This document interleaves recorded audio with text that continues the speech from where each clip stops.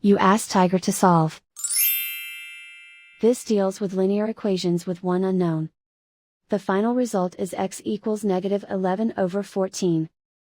Let's solve it step by step. Simplify the expression. Group like terms. Simplify the arithmetic.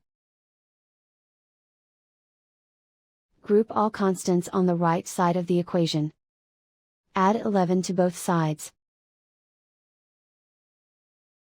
Simplify the arithmetic.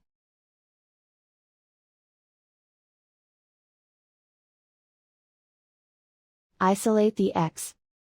Divide both sides by -14. Cancel out the negatives. Simplify the fraction. Move the negative sign from the denominator to the numerator. And so the final result is x equals -11/14.